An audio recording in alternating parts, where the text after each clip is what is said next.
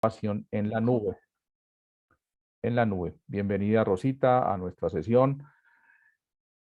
Te escuchamos. Gracias, Miguel Ricardo. Muy buenas noches para todos y todas. Estamos encontrándonos. Yo sé que hoy, viernes, después de una semana de trabajo, seguramente que muchos de ustedes están con el cansancio de la semana encima, así es que vamos a procurar hacer lo más participativa posible este espacio. De tal manera que ustedes tengan también toda la posibilidad de participar. Vamos a tener como 3 bloques que les quiero proponer. Vamos a empezar aproximándonos un poco al abordaje del enfoque conceptual desde donde se ubica la propuesta de diálogo para construir la amistad social. Es decir, una propuesta conceptual que responde, digamos, a la perspectiva que tiene la Iglesia universal de lo que es la construcción de la paz como una artesanía a la cual hay que trabajarle en procesos de largo plazo. Y el diálogo se ubica dentro de ese enfoque, dentro de esa visión de construcción de paz. Y por eso, para poder entender por qué entendemos también el diálogo como un proceso, necesitamos saber desde dónde nos estamos ubicando conceptualmente. Posteriormente, digamos que ese va a ser como el tema de hoy. Después vamos a ver la fundamentación ya bíblica y doctrinal, pero hoy vamos a ubicarnos desde esa perspectiva más conceptual. Y vamos a abordarlo a través de un estudio de caso, un caso que es de la vida real y que ustedes van a tener la posibilidad de conocer el día de hoy. Y luego hacemos un diálogo en pequeños grupos para aterrizar ese ejercicio que nos revela de las posibilidades que nos abre una perspectiva de diálogo. Y luego sí, entramos ya propiamente al tema del enfoque de construcción de paz desde donde se ubica, digamos, la propuesta. Entonces, y al final, pues dejamos una pequeña tarea para que ustedes puedan realizar. Yo entiendo que pues muchos de ustedes también comparten muchos trabajos y pues la idea no es que esto se recargue mucho en trabajos en casa, pero sí necesitamos dejar algunas lecturas. Entonces les voy a dejar un pequeño documento como para que ustedes profundicen en esto que vamos a abordar el día de hoy. ¿Les parece? Entonces voy a permitirme compartir pantalla. Nos encomendamos a que el Espíritu Santo nos acompañe, nos abra la mente, el pensamiento y el corazón para recibir pues esta formación. Le pedimos que nos asista para que pues todo esto que vamos a recibir el día de hoy pues sea de utilidad, no solamente para nuestra mente, para nuestro conocimiento, sino también de aquellas comunidades en las que nos encontramos y sobre todo al servicio de la iglesia. Entonces les hago la invitación a que pues nos dispongamos de verdad, de corazón, para tener este primer tema. Muy bien. ¿Ustedes están viendo mi pantalla? Sí, como yo no puedo ver. ¿Sí se ve? Sí, la estamos viendo. Bueno. Sí, Rosita. Muy bien. Yo les quiero compartir un caso de las mujeres de Guajir, pero antes de contarles este caso, pues les quiero hablar un poco de la visión, ¿sí? La visión que uno tiene de algo determina en cierta medida lo que uno hace y la actitud con la que asume el actuar. Es decir, cuando yo veo que mi trabajo es algo grande, es algo importante, pues hago mi trabajo de una cierta manera. Pero cuando yo veo que el trabajo es algo muy puntual, lo que yo hago, entonces el resultado de mi trabajo también cambia. Es decir, con esto les quiero decir que de nuestra visión que tengamos, de eso dependerán mucho cuánto nosotros nos comprometemos y la calidad del trabajo y la amplitud del trabajo que podemos hacer. ¿Sí? Yo siempre empiezo un poco para hablar de esto de la visión, que a veces nos encontramos haciendo la misma actividad, pero cada quien la hace desde una actitud distinta y esa actitud proviene de una visión diferente. ¿Sí? Hay por allá una parábola que sale mucho en las redes sociales de una mujer que visita una mina de piedra, una cantera, y encuentra hombres picando piedra. Y de repente le pregunta al primero, ¿usted qué está haciendo? Y él le dice como medio enojado, pues no ve, pues picando piedra. Y va donde el segundo y le dice, ¿y usted qué hace? Y él le responde, pues ganándome la vida picando piedra. Y va donde el tercero y le dice, señor, ¿usted qué hace? Y él le dice, suspirando, yo soy parte de la construcción de una gran catedral. Los tres están haciendo exactamente la misma actividad, están picando piedra. Pero cada uno tiene una visión de su trabajo distinto. Eso nos puede ocurrir a nosotros en nuestro trabajo, en nuestra labor, donde quiera que nos encontremos. Yo puedo pensar que hago lo que hago porque alguien me dice, alguien que es mi jefe o que a quien yo respondo me dice que hay que hacer eso y entonces lo hago. O yo puedo hacer lo que hago porque eso me permite ganarme la vida. O yo puedo hacer lo que hago precisamente porque soy consciente de cuánto contribuye eso a los grandes cambios que queremos. Asimismo ocurre con la construcción de la paz y hoy lo que queremos justamente es que entendamos cómo abordamos procesos de diálogo como una forma de contribuir a una causa mucho más amplia que es la construcción de la paz y la transformación de esas conflictividades que nos afectan, que limitan tanto nuestra convivencia, la amistad social a la que se refiere el Papa Francisco. Entonces, un poco lo que queremos el día de hoy, el objetivo de este tema es justamente que ampliemos la visión, es decir, no es el diálogo como una conversación en la que ponemos a la gente a que llegue a un acuerdo y ya se resolvió el problema, sino el diálogo como el dinamizador de las grandes transformaciones por una vía no violenta para lograr el diálogo transformador, que es un poco la invitación que nos hace el Papa Francisco en Fratelli Tutti. Entonces, vamos a, para entrar un poco a esa visión que queremos compartir con ustedes hoy, lo vamos a hacer con la ayuda de una historia que es real y se trata de las mujeres de Guajir. Esta mujer que ustedes ven aquí en la fotografía de la izquierda se llama Deka Ibrahim. Hola, buenas noches. Y ella, buenas noches. Y Deka hacía parte de una comunidad de Guajir que queda ubicada en Kenia. Guajir, digamos, Guajir, la comunidad de Guajir está ubicada cerca a la frontera de Somalia, entre la frontera de Somalia y Etiopía.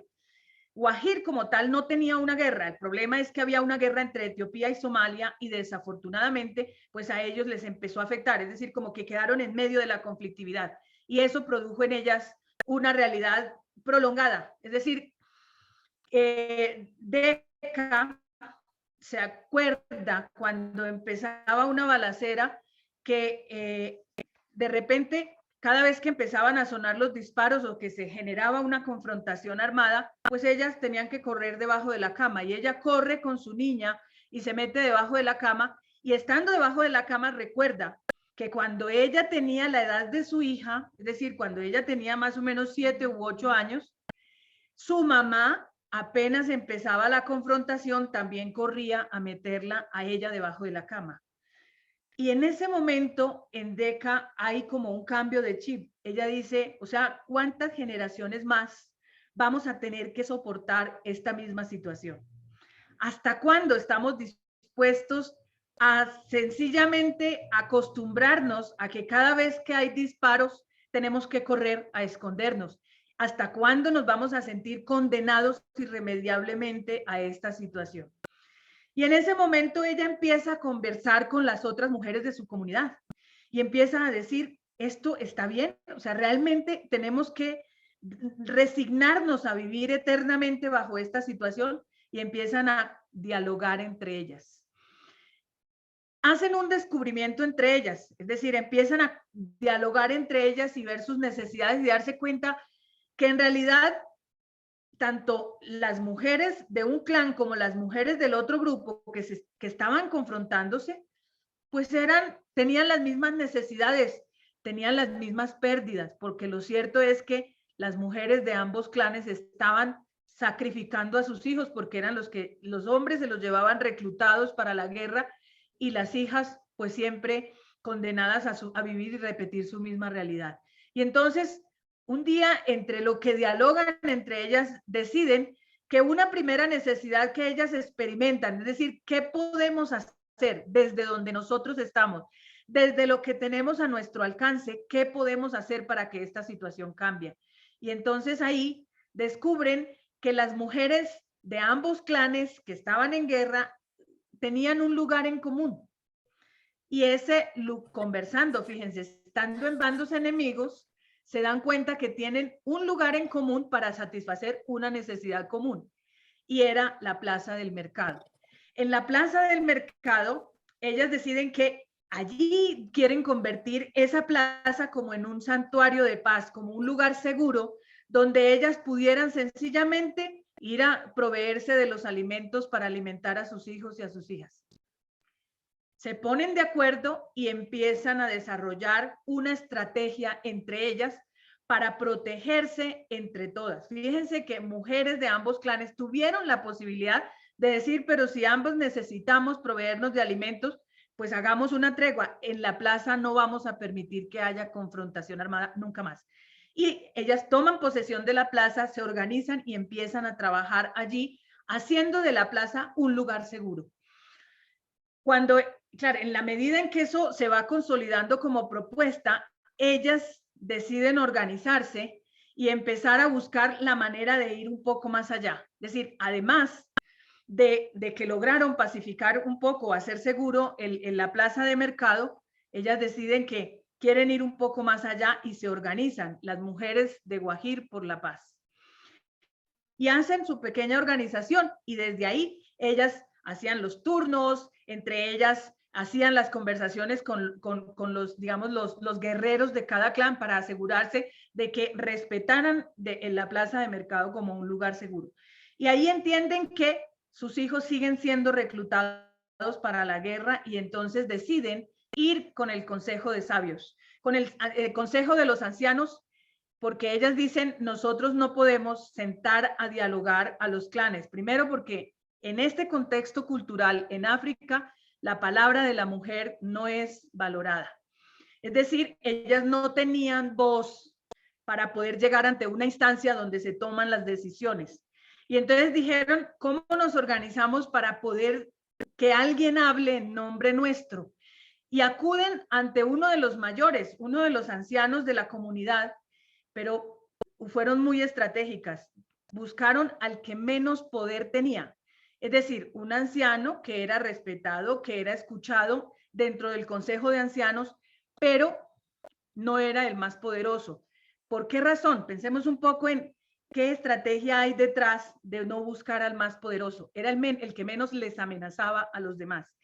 Y él sencillamente, en acuerdo con ellas, después de conversar, él se compromete a transmitir dos preguntas que detonaron el gran proceso de paz en Guajir. Dos preguntas, fíjense el poder de la palabra dialogada. Él planteó, ni siquiera dijo, hagamos un acuerdo, ni siquiera dijo, negociemos. Él sencillamente llevó dos preguntas. Ese es el poder de la pregunta, la transformación. Cuando hacemos buenas preguntas, amenazamos menos, juzgamos menos y permitimos que surja la palabra en búsqueda de una respuesta a esa pregunta. Y entonces el anciano les preguntó a los demás mayores del consejo, primero, ¿por qué nos matamos? Y segundo, ¿a quién le conviene que nos matemos? Esas dos preguntas detonaron un gran proceso de diálogo. Y empezaron a visitar las distintas comunidades de las dos aldeas en conflicto y siempre esas preguntas iban detonando la conversación, el diálogo entre ellos. Se fueron dando cuenta que las necesidades que tenían unos y otros eran las mismas, que estaban realmente peleándose por algo que ni siquiera era su causa y empiezan a generar entre ellos todo un proceso, por lo menos de cese al fuego, es decir, hay que parar esta matanza, hay que parar, hay que detener esta matanza y a partir de eso, ¿cómo rescatamos a los jóvenes que están creciendo bajo esta lógica de la violencia y que solo encuentran en la lógica de la violencia una oportunidad para sus vidas? Y entonces empiezan un proceso ahora para rescatar, para proteger y para salvaguardar y darles oportunidades a los jóvenes de las ambas comunidades. Se dieron cuenta que era una necesidad común. Entonces, ¿cómo podemos trabajar por la juventud de los clanes que estaban en conflicto? Y ahí surge una nueva arista de este proceso de paz que se llama Jóvenes por la Paz de Guajir. Y empiezan a involucrar entonces a las escuelas, generando formación desde las escuelas para aprender las habilidades de la no violencia, pero todo esto fue a través del poder de la palabra, ¿sí? Y en este sentido, logran incluso transitar hacia elecciones democráticas, lo cual vuelve a generar otra vez la tensión, como siempre, las contiendas electorales, intentando hacer una transición hacia las elecciones democráticas. En el 2007 vuelve a detonarse la violencia. La lucha por el poder detona de nuevo la violencia, y entonces allí es cuando Kofi Annan, que ya en aquel entonces pues era el secretario general de las Naciones Unidas, busca a las mujeres de Guajir y les dice: ayúdennos a parar esta matanza. Y vuelven ellas otra vez a encauzar el proceso. Fíjense que ya habían logrado una tregua, ya estaban trabajando por los jóvenes, pero esa parte de la política les hizo como retroceder un poco al ciclo de la violencia, y entonces con el apoyo ya de la comunidad internacional empiezan un proceso para parar la matanza, volver otra vez a recuperar, digamos, la pacificación que ellas habían logrado. Ciertamente no han logrado superar toda la violencia, pero se mantienen hoy con una serie de estructuras en la sociedad civil, las escuelas, los colegios, las universidades, digamos, el Estado, el empresariado, trabajando por la paz de Guajir. Son procesos de largo aliento y ellas lo tienen claro, pero lo que aprendieron de todo este proceso es el poder de la palabra y el poder de la escucha. Cuando nos damos la posibilidad de escucharnos, de preguntarnos y de buscar respuestas conjuntamente, nos damos cuenta que tenemos más necesidades y soluciones en común que las cosas que nos dividen. Digamos, este es en general el caso de las mujeres de Guajir. Yo les quiero invitar a que ahora en pequeños grupos nos hagamos estas dos preguntas a partir de esta narrativa que han escuchado ustedes. Primero, como qué lugar ocupó el diálogo en este proceso de paz. Es decir, ¿qué advierten ustedes? Miguel Ricardo ya les compartió a ustedes el caso, está mucho más narrado con mayor detalle por si quieren volver sobre los detalles que tiene el documento. Pero aquí lo importante es como qué advierten ustedes, qué lugar ocupó el diálogo dentro de este proceso de paz. Y segundo, qué transformaciones y a qué nivel perciben ustedes que lograron estas mujeres cambios, ¿sí? Para a partir del diálogo, es decir, como qué transformó, qué se transformó dentro de esta experiencia a partir del diálogo, qué cambios identifican ustedes y a qué nivel. ¿De acuerdo? Vamos a tener entonces 20 minutos, Miguel Ricardo, vamos a ir en pequeños grupos. Por favor, tómenle el pantallazo a las dos preguntas y nos vamos en grupos lo más pequeños posible, Miguel Ricardo, para que no tengan que, para que todos alcancen a participar. Ya les envié las preguntas. Okay. En el chat de ellos están sus preguntas. Entonces,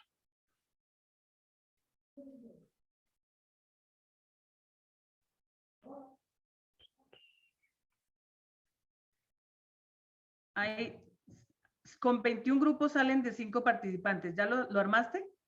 ¿cuántos grupos? ¿21? Con 21 grupos salen entre 5 participantes más o menos. Perfecto. Aquí están 21 grupos. ¿Listo? Listo, adelante.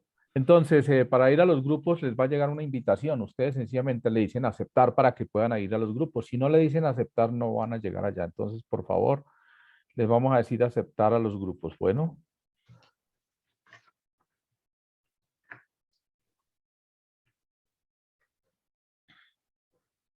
En este momento ya van a ir siendo a sus grupos. Les están llegando las invitaciones. Decir aceptar, por favor. Digan aceptar a la invitación. Para poder ir a los grupos, digan aceptar. Bueno. Todos digan aceptar. Ahí en este momento se están yendo a sus grupos.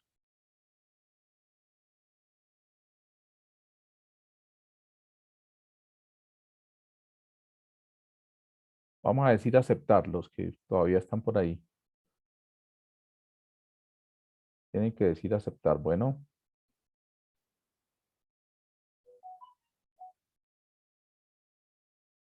Muy bien. Eso es. Les van llegando las invitaciones y van dando a aceptar. Personas que están entrando hasta ahora, entonces sí, para asignarlos ahorita. Yo las puedo reasignar cuando vayan llegando, no te Ok, preocupes. ok. Todavía nos quedan algunas personas. Tienen que decir aceptar. Si no les aparece el grupo en la parte inferior de su pantalla, aparece una sección que se llama grupos. Van a dar clic sobre esa sección para poder ir y Miguel, decir están aceptar. pidiendo apoyo en el grupo 2, por favor, si puedes pasar hasta allá y ayudar a ver qué necesitan. ¿Vale? ¿En la sala 2? Sí, por favor. Listo, ya voy a la sala 2. Sala 2.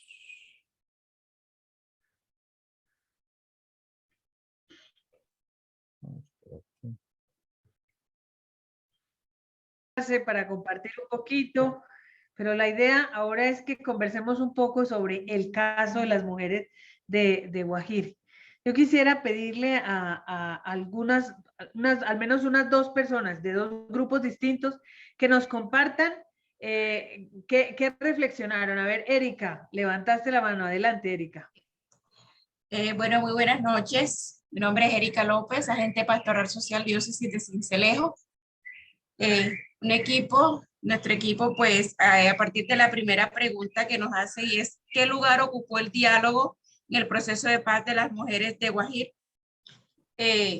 Nosotros miramos y nos dimos cuenta que todo este proceso, el diálogo ocupa un primer lugar, ¿cierto? Y que a través de ese diálogo, como ellas hicieron en ese diálogo un descubrir, una profundización, o sea, no solo dialogaron por dialogar, sino que ese diálogo ya llegaba a un objetivo, lo cual le permitió a ella crear unas estrategias, llegar a unos acuerdos, generar acciones y sobre todo unos factores muy fundamentales que la llevaron a ellas a eso, al objetivo que ellas habían planteado desde un inicio. Entonces el diálogo es fundamental en un proceso, digamos, de conciliación, ¿cierto? Pero que ese diálogo sea reconocido como tal, para qué y cuál va a ser lo que va a transformar. No es dialogar por dialogar. ¿Ya? Muchas gracias, Erika. María Cristina.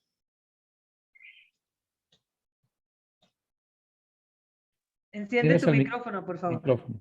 Buenas noches. Buenas Buenas noches. noches. En el grupo que nosotros conformamos, pues hablamos un poco de que el diálogo fue el centro, digamos, fue el pilar fundamental que propició como esas diferentes acciones de transformación, que el darse la posibilidad de dialogar, o sea, como el poderse escuchar en un ambiente de confianza y lanzarse como a hablar, porque hay veces pues pensamos que es muy fácil, pero pues no es tan sencillo. Y ese diálogo, digamos, lo fundamental también desde encontrar puntos en común, que muchas veces cuando nos sentamos a dialogar, lo que queremos es como convencer al otro de lo que yo pienso y no como escuchar al otro, poder identificar esos puntos en común. También hablábamos en el grupo que el diálogo como esa oportunidad también como de despojarse un poco de los principios, de ser humildes y como reconocer ese otro saber y eso otro que el otro tiene para aportar y abrirnos a la posibilidad de hablar.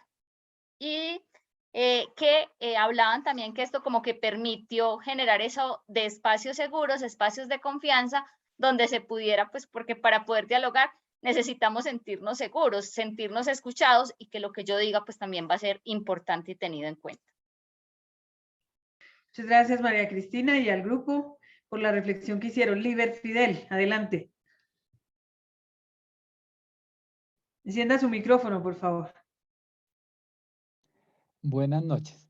Sí, en el grupo se planteó que a partir de una necesidad encontraron dialogando entre ellos, o sea, a partir de una necesidad se dio un diálogo y eso generó que encontraron un punto donde iniciar toda esa lucha. O sea, encuentran inicialmente ellos la plaza y cómo permearon desde eso tan sencillo, porque no fue lo trascendental ni los grandes, sino de algo tan pequeño, permearon toda una sociedad, comprometiendo aún al mismo Estado a los a los empresarios y partieron con los jóvenes. No se quedaron ellas como mujeres, sino bueno, ahora a quién más incluimos y conociendo su mismo contexto, ¿no? Que de pronto para nosotros es muy desconocido que las mujeres allí pues no tienen ni voz ni voto. Ellas hacen un puente con alguien que las pueda representar allí con las autoridades locales. En este caso eran los ancianos. Entonces vimos que a partir de algo tan pequeño, una necesidad generó toda esta transformación, ¿sí? Y generó el que se diera el punto fundamental, el dialogar y conocer una problemática para luego irle buscando soluciones. Muchas gracias. Gracias, Liber Fidel. Lili Alejandra y cerramos luego con María Consuelo porque hay que seguir. Entonces vamos a dar la palabra a dos más y luego vamos preguntando al resto. Adelante, Lili Alejandra. Bueno, muchas gracias. Bueno, el grupo como tal, encontramos que el diálogo como herramienta fundamental para resolver cualquier tipo de conflicto fue lo que condujo a la transformación, a través de que ellos pues pudieron conciliar y pudieron acordar y resolver pues de esta manera sus problemas. Adicionalmente, empieza a verse como esa transformación ayuda al empoderamiento como tal de esas mujeres por el hecho de querer trabajar, querer ser escuchadas, querer sentirse útiles, querer sacar adelante a sus familias. Mejorando pues asimismo su calidad de vida, la calidad de vida de los hijos pues de cada una de ellas y del futuro de ellos mismos y a través de eso pues impulsar también a que pues fueran escuchadas, tenidas en cuenta y no fueran discriminadas. Muchas gracias. Gracias, Lili. María Consuelo. Bueno, a mí una cosa que me llama mucho la atención del texto, entre otras cosas, pues que aplica la metodología que estamos utilizando, el ver, el juzgar y el actuar, que me parece que ahí lo veo bien reflejado, es que las mujeres iban era buscando asegurar la comida. Y ese, como cuando uno busca un pretexto para hablar con otra persona, entonces uno no sabe ese pretexto que busca a qué nos va a llevar. Y ahí a mí me parece que el diálogo, pues él ocupó el lugar central, eso es un hecho, pero además de eso, la apertura de esas mujeres, que ellas no se centraron en pensar solo en su comida, sino que tenían la apertura mental para ver todas las posibilidades que encontraron en el mercado, ¿no? Entonces, pues eso me parece fascinante de esa lectura y cómo logran involucrar a la comunidad y buscando comida terminan en una alternativa para la paz. Me parece que es un texto pues como muy pedagógico y es encantador. Ahí estaba releyendo ese primer párrafo. Muchas gracias.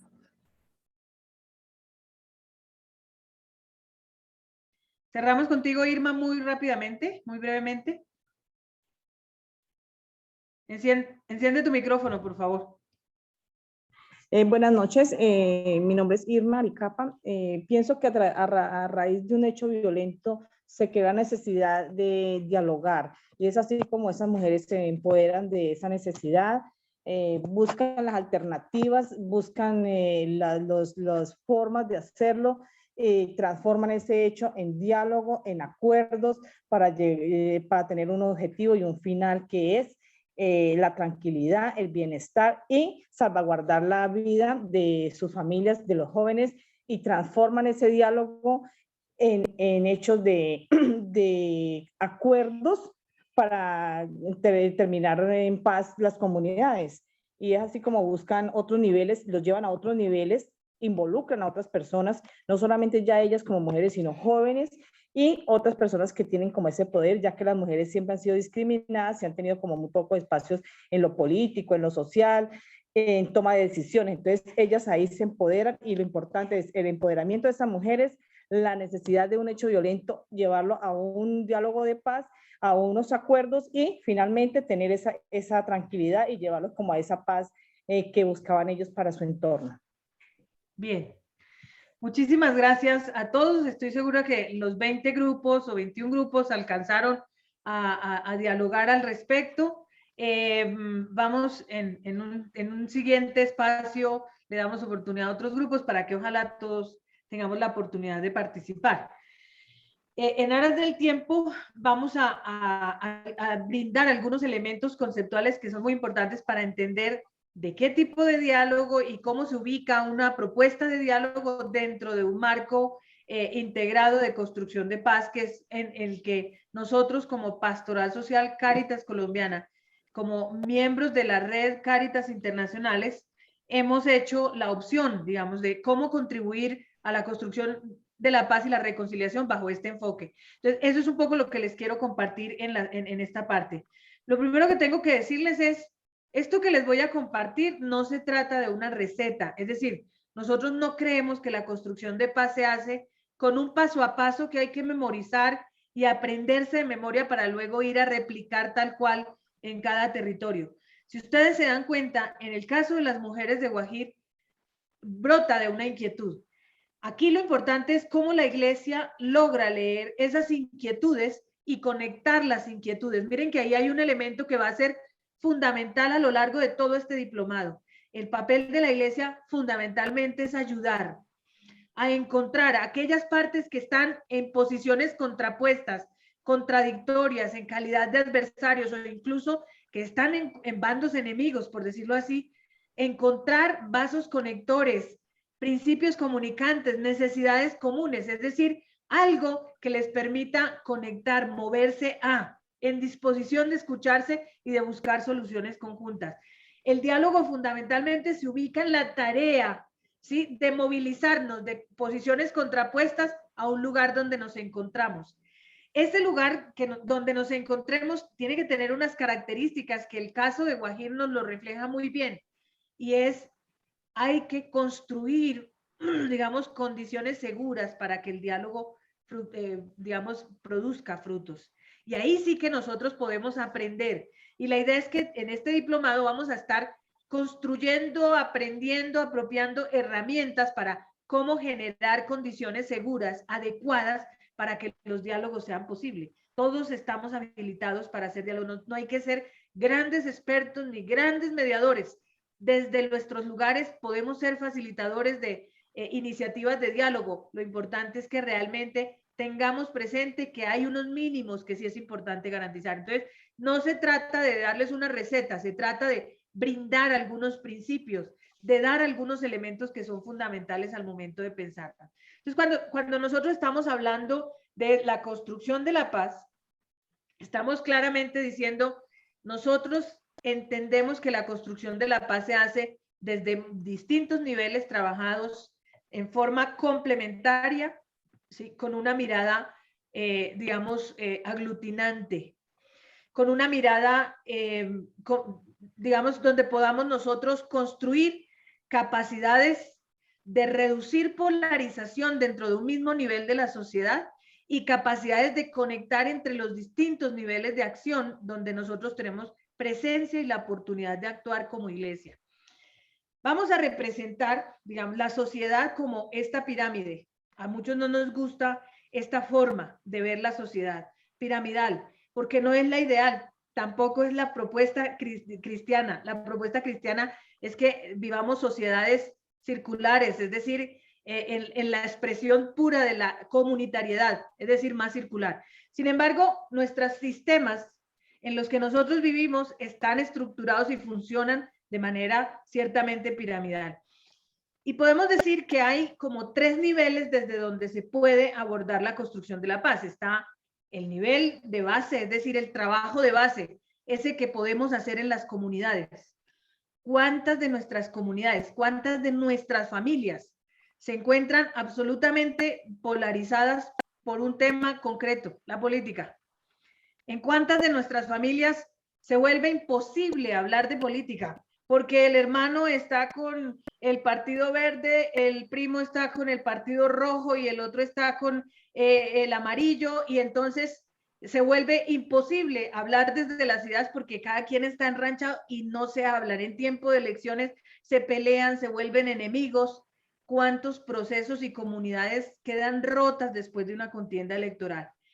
Ahí, esa ruptura del tejido social, esa polarización que se genera en las bases, no solamente por la política, cuando hay guerra también, Ustedes saben que empiezan los bandos a decir el que no está conmigo está contra mí y empiezan a pretender ubicar a la sociedad, a la base social, en una orilla o en la otra. Es casi imposible permanecer, digamos, por fuera de esa situación, excepto en algunos lugares donde la comunidad se ha declarado en resistencia y no se deja orillar por ninguno de los actores armados que quiere controlar el territorio. Digamos que la lógica en la que nosotros hemos vivido en Colombia es que nuestras comunidades tienen un tejido social resquebrajado por la polarización, por el conflicto, pero también por la enemistad, digamos, por los problemas comunes cotidianos. Trabajar en el nivel de base significa construir capacidad para la convivencia cotidiana, ¿sí? Construir capacidad para la convivencia cotidiana, es decir, cómo trabajamos nosotros haciendo uso de un camino concreto como es el diálogo para recomponer relaciones, hacer que nuestras relaciones funcionen de manera adecuada. Y ese funcionar de manera adecuada es donde nos podamos reconocer entre las partes, respetándonos la diferencia. Que mi primo sea rojo y mi hermano sea verde y yo sea amarillo no tiene ningún impedimento para que vivamos como familia y cada quien debata, discuta desde sus ideas sin que eso sea motivo para generar enemistad entre nosotros, mucho menos para agredirnos o querernos eliminar entre nosotros como acontece en muchos de nuestros territorios. Entonces, fíjense que cuando hablamos de la construcción desde la base, de la paz desde la base, estamos hablando de tejido social, de recomponer las relaciones cotidianas, de las capacidades para convivir. Cuando estamos hablando de un nivel intermedio, estamos hablando mucho más de estructuras, organizaciones, la sociedad civil, el empresariado, es decir, de poner a hablar a las estructuras para que entre ellas se conecten, se comuniquen. Pero ¿qué tenemos en nuestro país? También las estructuras reflejan esa gran polarización que tenemos. Si ustedes se dan cuenta, en nuestros territorios se reparten los puestos entre los partidos que están en el poder. Hacen coaliciones y alianzas para poder tener, entonces se distribuyen. La registraduría la tiene tal partido, el juzgado, el banco agrario, se reparten las estructuras y claro, responden a unos intereses y no a la función social que tendrían. Desafortunadamente esas estructuras también se polarizan y por eso es que hay tanto afán en cooptar las instituciones para poderse garantizar impunidad. Sabemos que muchos políticos se pelean, por ejemplo, el tener el control sobre las instituciones que deben salvaguardar la transparencia dentro del Estado, por ejemplo, pues porque tienen la seguridad de que si les abren investigaciones, en las CIAs no les ahí los archivan, se les vuelven como congeladores y nada les va a pasar, les garantizan la impunidad precisamente porque están cooptadas, pero eso mismo genera desatención, injusticia hacia quienes se deben realmente las estructuras. Pero también podemos ver eso en función de la construcción de la paz. ¿Cómo podemos lograr, ¿sí?, recuperar a esas estructuras para que funcionen de acuerdo a su objeto misional? Es decir, hay un trabajo intermedio que hacer, lograr que las instituciones funcionen de manera coordinada. En Colombia hay ejercicios bonitos donde ya podemos decir, miren, hay respuesta coordinada en relación a ciertos temas para atención de emergencias, por ejemplo, ya cada vez vamos descubriendo que sí hay forma de hacer funcionar a las instituciones de manera coordinada. Y luego, en el nivel más alto, digamos que es donde se concentran los recursos, los tomadores de decisión, las élites de poder también, pero allí también se generan justamente estas divisiones y estas rupturas. Cuando nosotros hablamos cómo entendemos la construcción de la paz, desde dónde construir la paz, realmente como iglesia decimos, no respondemos a una sola de estas lógicas.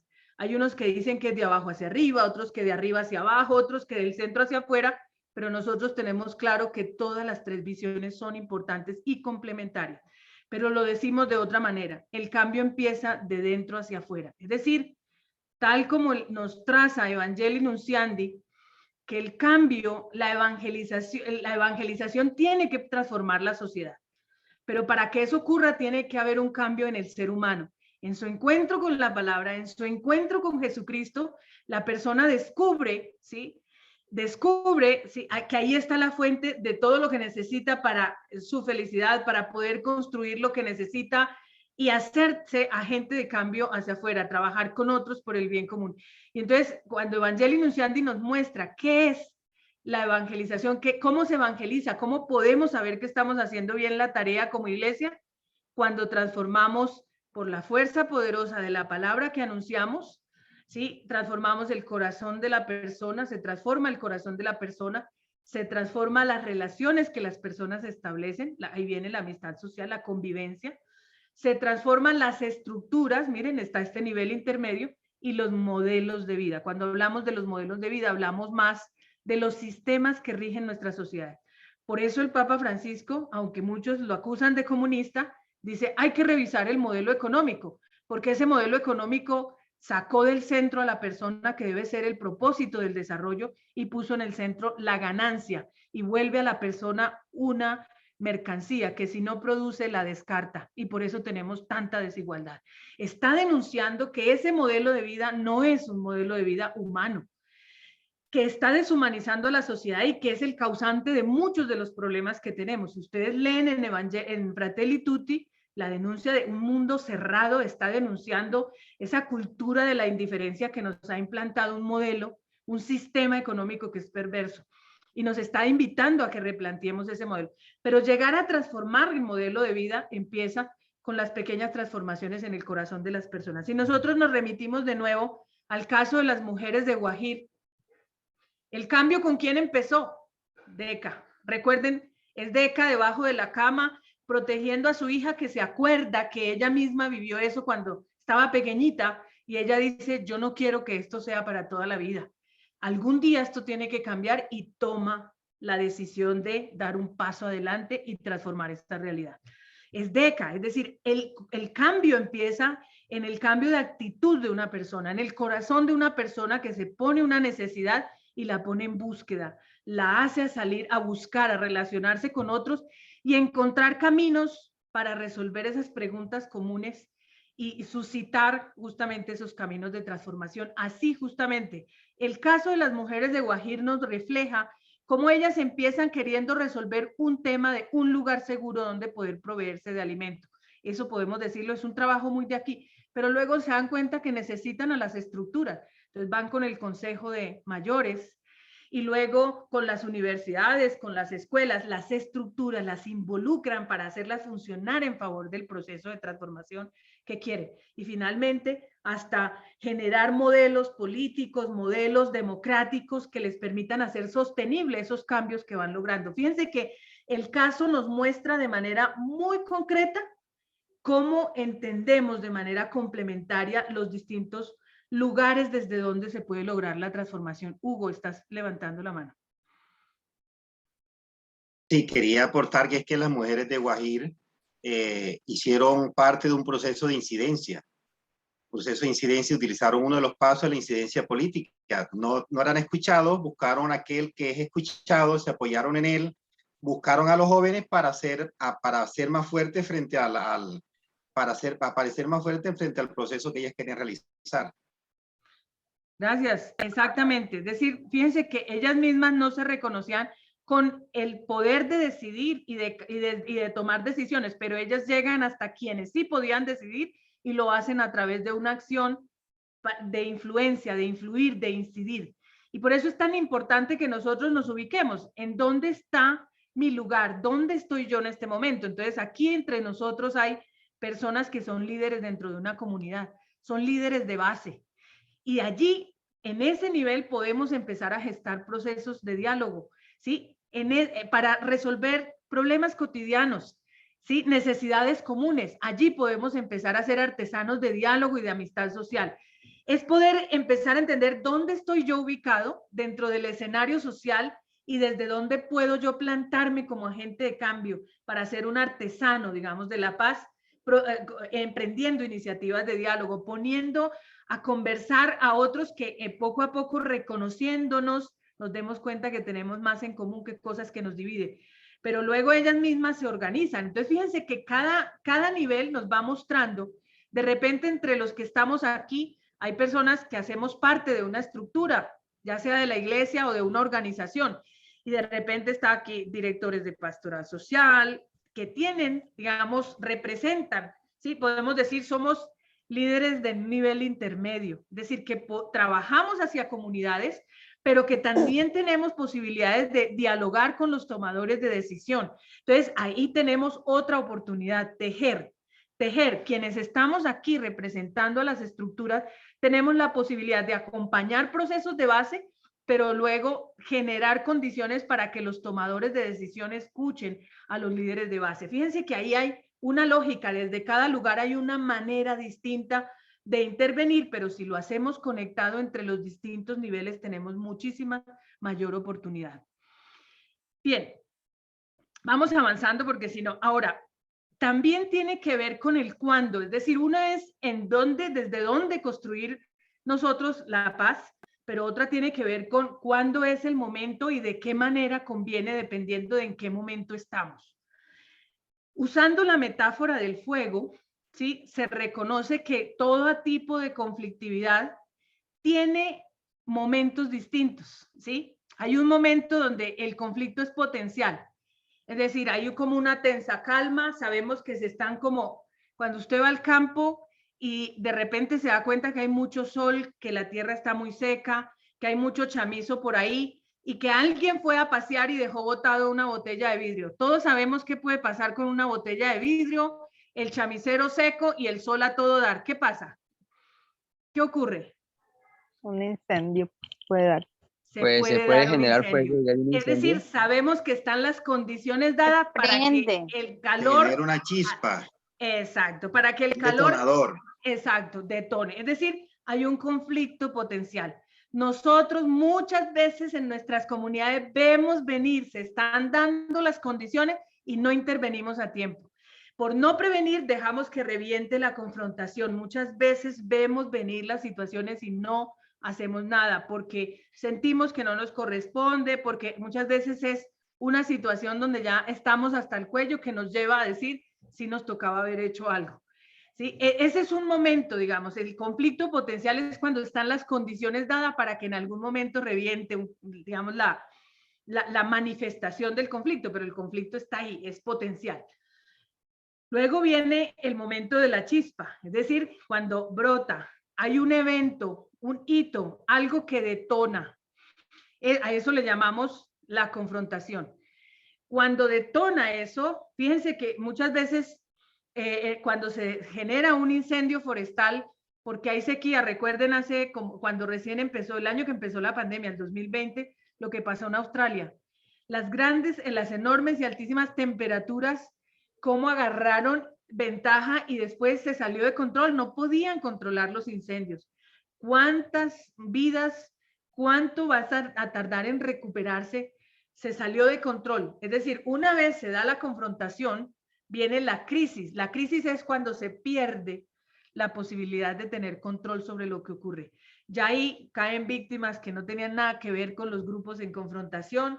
Allí se sale de control. La desconfianza de todos contra todos, todos se ven como enemigos y entonces la crisis, es decir, cuando empieza a salirse de control, ya no es una disputa entre los dos actores, sino que se va incrementando y se sale de control. A eso se le llama crisis. Luego hay otro momento y es cuando se logra como apagar el incendio, la confrontación, la crisis, se logra mitigar, se logra controlar el fuego, pero quedan ahí como las cenizas y como que el humito. Y sabemos que cualquier cosita vuelve a generar. Fíjense que el punto 1 y el 4 se llaman de la misma manera.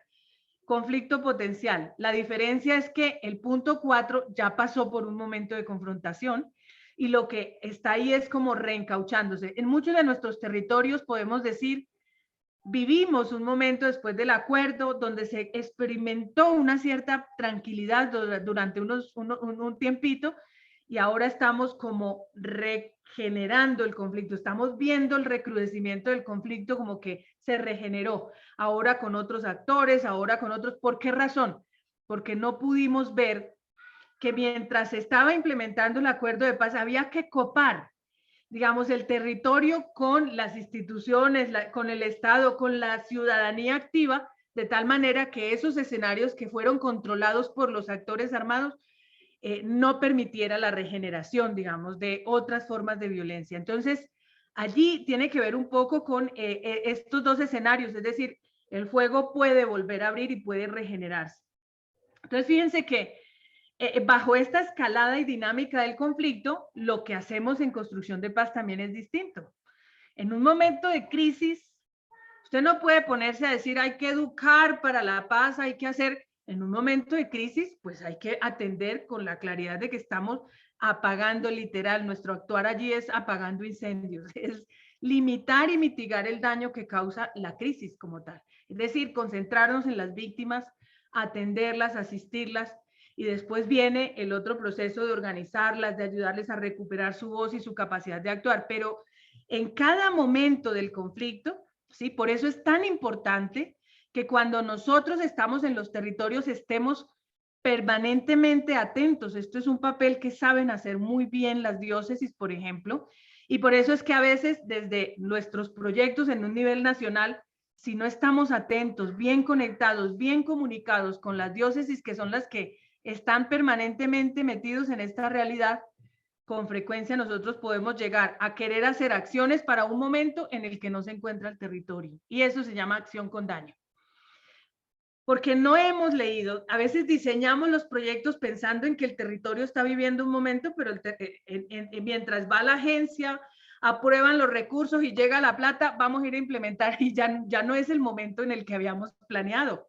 La realidad ha cambiado por completo, detonó una situación, hay mucho riesgo y en sacar a la gente para darle capacitación para emprendimientos productivos es, además de inseguro, es muy riesgoso y además no va a surtir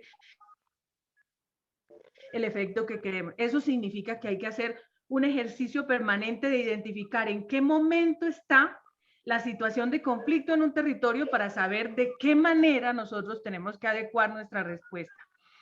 Por eso es que permanentemente en nuestros proyectos tenemos que estar haciendo análisis, diagnósticos humanitarios, diagnósticos de la realidad para poder decir si nos toca, o sea, no se trata de poner el territorio a servirle al marco lógico que negociamos con una agencia, se trata de ver cómo respondemos desde ese compromiso que hemos hecho, pero pues por supuesto con la flexibilidad que la realidad nos va trazando. Es decir, si han cambiado las condiciones, tenemos que cambiar un poco el ejercicio y adaptar el tipo de respuesta que se puede hacer. Y este tiempo de pandemia, ¿cómo nos ha dejado lecciones aprendidas?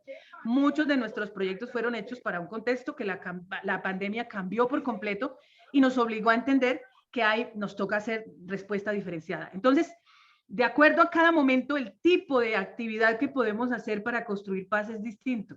Pensemos ahora en el tipo de diálogo, para qué se requiere dependiendo en qué momento. Cuando el conflicto potencial está, dialogamos para prevenir la confrontación. Ojo con eso. Si nosotros identificamos que están dadas las condiciones, que se está enrareciendo el ambiente entre el líder tal con el líder tal, pues antes de que empiece la matanza, hagamos un ejercicio de diálogo. Ese es un diálogo preventivo para prevenir la confrontación. Si ya hay confrontación, pues ahí lo que hay que hacer es evitar que crezca, porque cuando hay una confrontación, detona una confrontación, inmediatamente lo que ocurre es que las partes que están confrontadas empiezan a buscar alianzas. Cuando hablamos de limitar el combustible es rodear la situación e impedir que se crezca, ¿sí? Para que no se salga de control y no caigamos en la crisis. Entonces es una cierta prevención, pero ya conscientes de que hay una confrontación de por medio. Entonces ahí hablamos de resolver aquello que detonó la confrontación, resolver el problema del momento, pero siendo consciente de que resolver no es suficiente. Hay que ir a las causas estructurales que estuvieron detrás de este conflicto potencial y que eso nos implica transformar cosas de más largo plazo. O sea, esa es la diferencia entre resolver y transformar. Yo resuelvo para ponernos de acuerdo en algo que detonó un enojo entre nosotros y nos empezamos a dar duro. Pero transformar es ir a las causas de aquello que nos tiene enfrentados e ir y transformar esas situaciones para que esto se resuelva de manera permanente. No es resolver el problemita puntual, sino las causas que nos pusieron a confrontarnos. Cuando ya está la crisis, ahí lo que hay que hacer es limitar y mitigar el daño que causa la crisis. Ahí es donde el trabajo fundamentalmente es en función de las víctimas. Cuando vuelve a haber un conflicto potencial, pues ¿qué es lo que hacen? Cuando vamos y hacemos una hoguera y sabemos que eso puede generar un incendio nuevo, ¿qué hacemos? le echamos agüita, enfriamos las cenizas. ¿Sí? Tiene que ver con eso, es cómo bajamos la desconfianza que queda, porque después de una ruptura y de una conflictividad se genera mucho daño, mucha desconfianza. Y cuando se prolonga la crisis, es que Colombia, uno de los problemas que tiene Colombia para salir de los espirales de violencia, es que desafortunadamente esos espirales han sido tan prolongados que hemos desaprendido la forma de relacionarnos basados en confiar en el otro. Aprendimos que había que desconfiar del otro para sobrevivir, y desaprender eso nos va a tomar mucho tiempo. Entonces, como que así haya un acuerdo de paz, está allí siempre las cenizas, están allí siempre las brasas pendientes porque está la desconfianza de por medio. Eso nos va a tomar mucho tiempo. Eso de enfriar las cenizas es ir bajando aquello que nos genera tanta desconfianza y empezar a recomponer el tejido social, y eso toma su tiempo. Y después sí la estabilización, entonces todo el tema del desarrollo, pero cuando nuestras sociedades como la colombiana, que ha pasado por ciclos tan prolongados, tantas décadas bajo conflicto, podemos decir que hay distintos conflictos en el mismo territorio. Entonces, por un lado hay confrontación por el tema del narcotráfico, pero en otros temas ya estamos en un conflicto potencial. Entonces, no podemos decir que podemos seguir un pasito uno tras otro, sino que mientras unos están apagando cenizas, enfriando cenizas frente a tal tema, otros tienen que estar mitigando el daño de otra problemática que se generó y que tiene a la gente enfrentada. Entonces, fíjense que ahí habla de que tenemos en sociedades como las nuestras demasiada complejidad, y por eso insisto en la necesidad de que aprendamos a leer los momentos, las dinámicas que tienen las conflictividades en nuestro territorio para que sepamos cómo intervenir en ellas. Y si esto lo ponemos en clave de diálogo, pues entonces el diálogo tiene una función distinta en cada momento.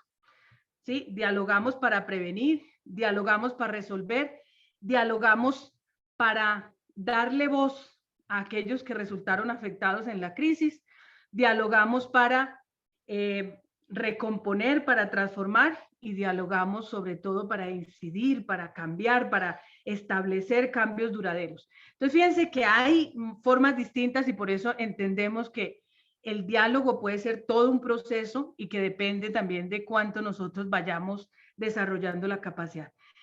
5 principios operativos que ustedes pueden volver muchos más. Digamos, estos son como los que hemos ido encontrando como principios comunes en los distintos procesos de paz en los que ha participado Cáritas en el mundo. La capacidad de poner un poco de distancia de la confrontación del momento para poder ver más ampliamente.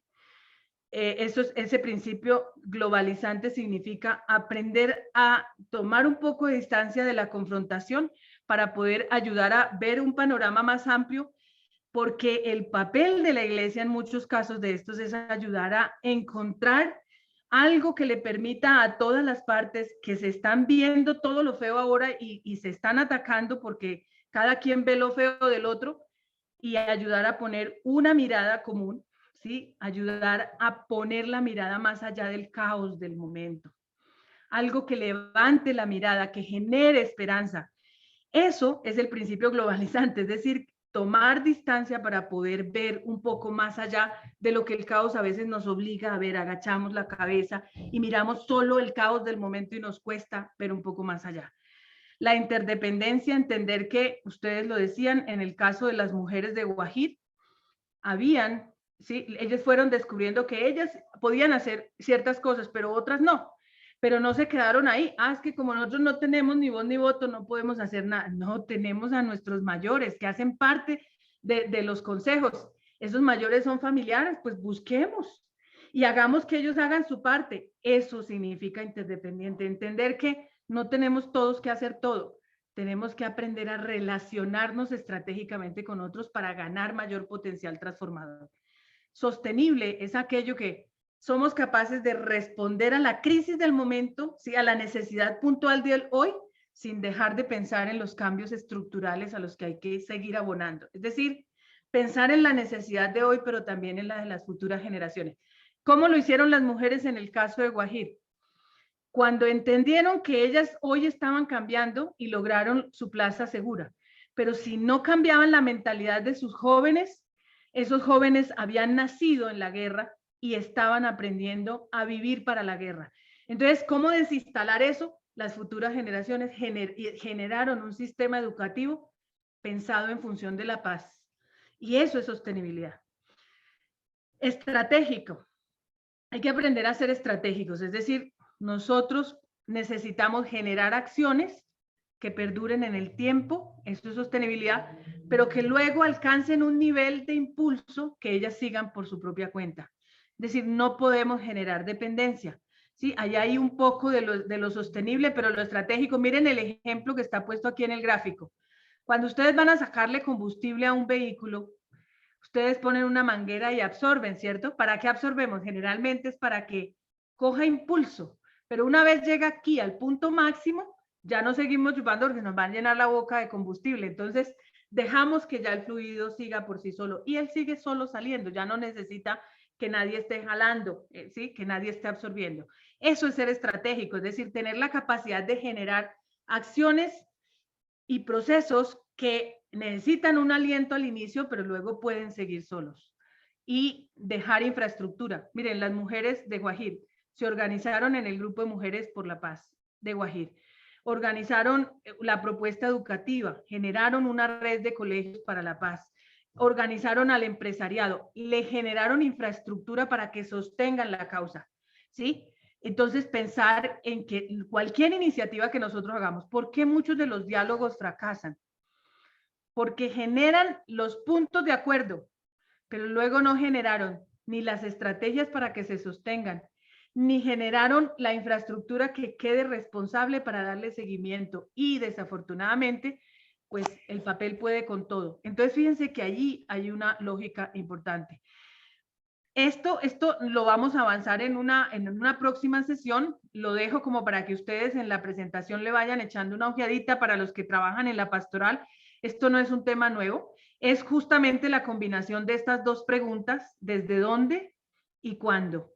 En un marco integrado. ¿Desde dónde? Recuerden la ruta que desde el cristianismo pensamos que debe darse la transformación en la persona, en las relaciones, en las estructuras y en los modelos de vida o en los sistemas. Y luego los tiempos, tiempo de intervención en crisis, recuperación de tejido social, tiempo de estabilizar, ¿sí? Y generar el diseño del cambio duradero y lograr el futuro deseado. Que integrados como a manera de un plano cartesiano nos permite para Pastoral Social Nacional, esto es nuestra estrategia de intervención, es decir, todos nuestros procesos están encaminados a lograr que la gente se piense en cambios a distinto nivel en distintos momentos de su vida. Y esto para muchas comunidades incluso se convierte en sus planes de vida. Entonces, pero esto para decir, nuestro enfoque de construcción de paz surge de la convicción de que más allá de que haya una receta, nosotros tenemos que aprender a leer la realidad en la que nos encontramos y de qué manera intervenimos esa realidad, teniendo en cuenta estos principios y teniendo en cuenta que todo proceso para que de verdad nos conduzca a una paz estable y duradera, nos tiene que llevar a generar cambios a 4 niveles y en momentos distintos, diferenciados. Bien, esto lo vamos a profundizar más adelante, pero por ahora esto es como el marco conceptual. Tenemos unos últimos minutitos, ya no queda sino un minuto, pero vamos a abrir 5 minutos para escuchar 2 o 3 resonancias a esto que hemos escuchado. Adelante, no alcanzo a ver, voy a dejar de compartir para ojalá personas que no hayan participado ya, para que les podamos conocer la voz.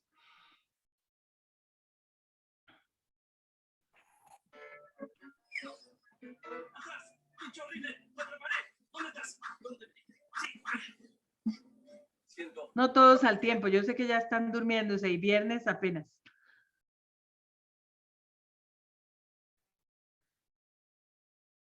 ¿Hay alguien que levantó la mano? Que no estoy viendo.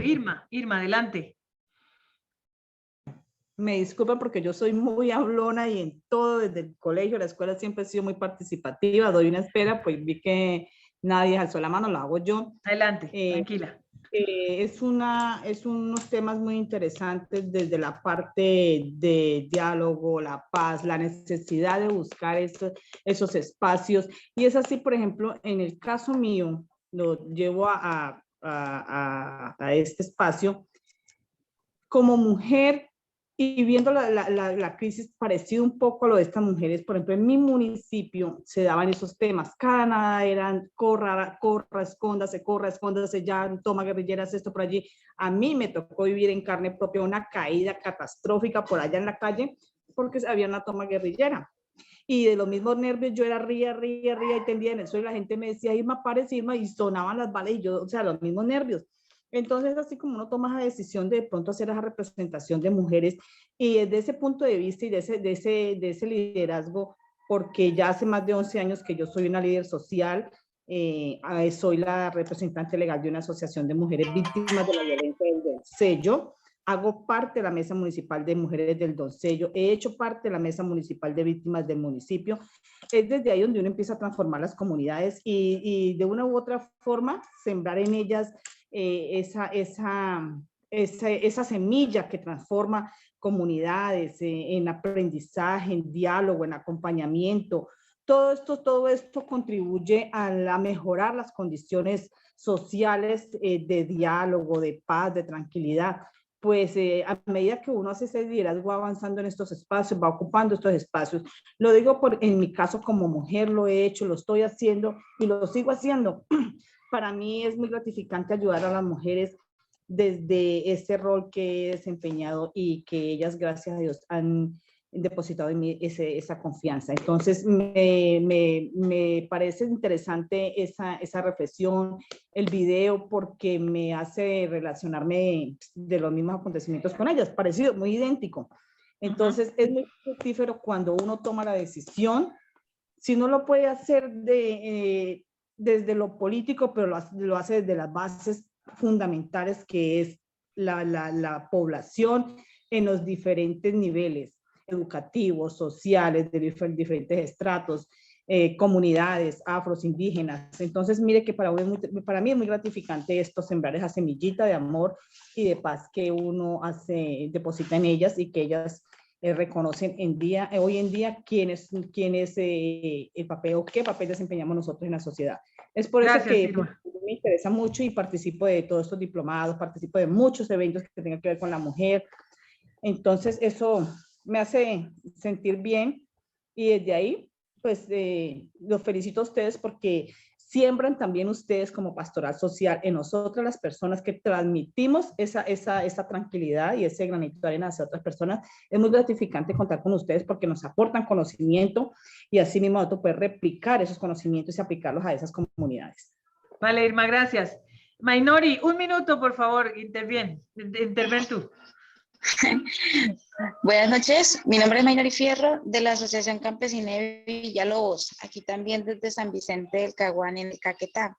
Pues me parece súper este diplomado porque pues nos da más armas a nosotras las mujeres, que es el diálogo. Siempre he dicho que nosotras las mujeres nos vamos más con esa arma que es dialogar, darle importancia a los temas, buscar el por qué hay ciertas situaciones y tratar de llevar los conflictos a un mejor ambiente, a darle soluciones. Entonces, creo que este diplomado nos va a ayudar mucho a las mujeres que trabajamos como líderes sociales y más que todo en una zona que es el Caquetá.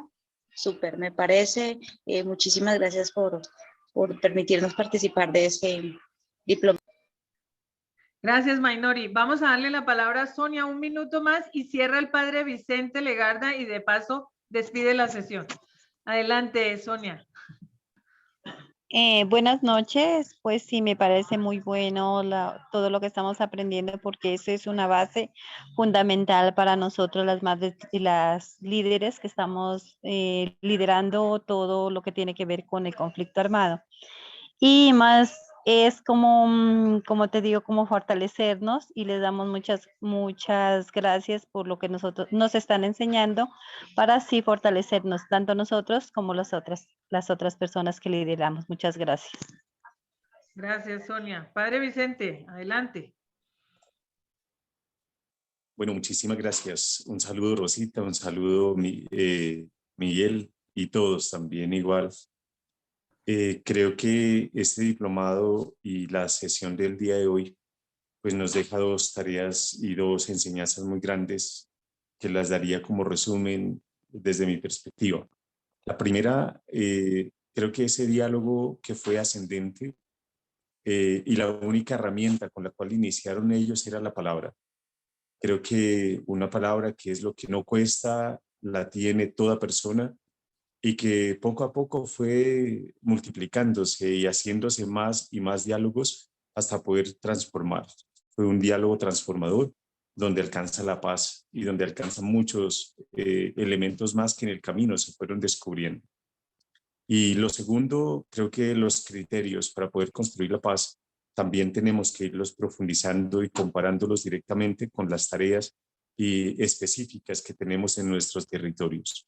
Estoy seguro que son diferentes los conflictos, pero muy similares en muchas circunstancias también y territorios. Entonces, creo que nos queda una tarea muy grande. Gracias también por todos estos principios importantes para poder construir la paz.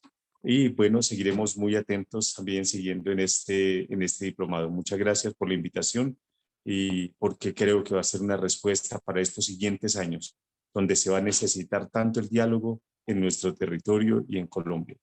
Muchas gracias. Gracias, padre. Bueno, yo... Muchas gracias. Feliz nos noche. quedamos con esto. Cada uno y cada una va a empezar, justamente como el padre dice, a pensar dónde está cada uno en su comunidad, en su organización, en su parroquia, donde quiera que esté inserto, cuál es el escenario que usted tiene a su alcance para empezar a promover el diálogo. Sí, a promover el diálogo como una cultura, como una forma de dinamizar procesos, de llegar a acuerdos entre los seres humanos. Adelante, Miguel Ricardo, les agradezco muchísimo. Nos vemos en la próxima sesión. Muchísimas gracias por esta participación. Muy bien, Rosita, igualmente, muchas gracias. Feliz noche, Dios los bendiga a todos. Hey, un momentico, Amén, por favor, gracias. un momentico, regáleme la cámara, por favor, la cámara a todos, la foto. Yo sé que a esta hora es que les pida yo la alegría, que saquen la mejor sonrisa, ¿sí?